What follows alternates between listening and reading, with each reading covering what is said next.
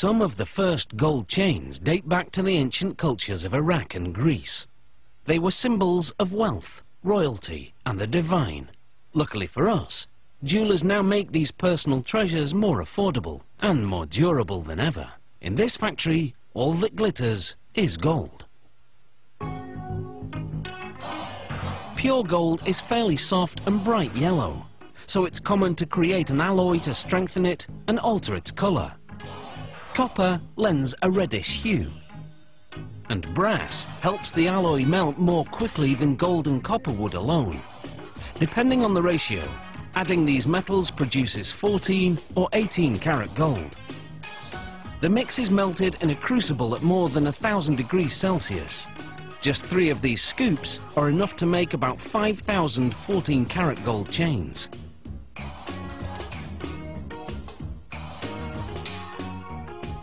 The molten alloy is poured into a casting machine.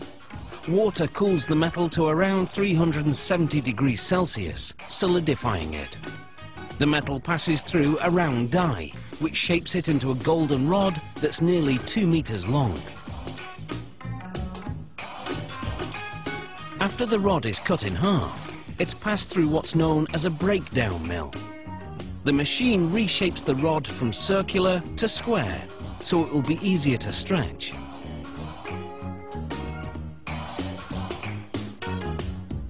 The next stop is called a tandem mill. It has 12 rollers that stretch the rod until it's as thin as a piece of spaghetti. As it emerges, rollers shape the rod into a coil that's 24 meters long. The coiled metal is softened in an oven. Then what's now a wire is uncoiled and continues to stretch as it's passed through a die lined with industrial diamonds.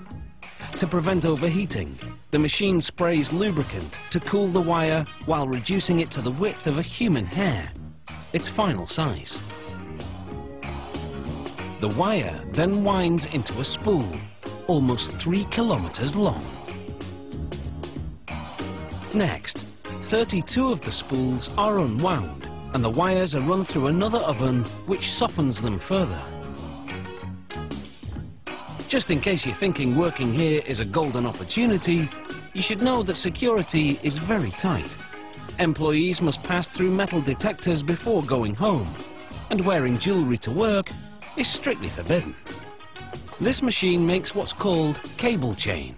It passes wire through a link and closes it to make another link. The machine makes 600 links per minute. Here, a random quality check is being carried out. This machine makes a Venetian-style chain. The wire passes through a channel, where mechanical jaws bend it over a die to make a link with the preceding. To make what's called a spider style, this machine passes a wire through up to 5 loops before closing the link.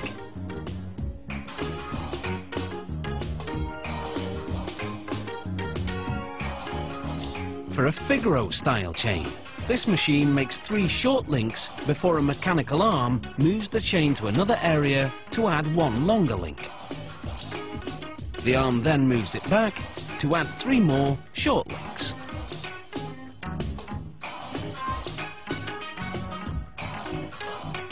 The simplest style is known as a rope chain.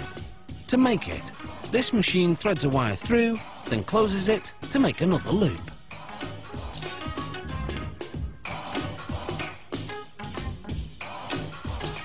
The finished chains are coated with a lubricating powder that prevents the links from sticking to each other during the next step, when the chains are heated to 815 degrees Celsius. This activates a soldering agent, which was added to the metals earlier. It fuses the ends of the links to each other. This machine welds a link to a clasp on the chain.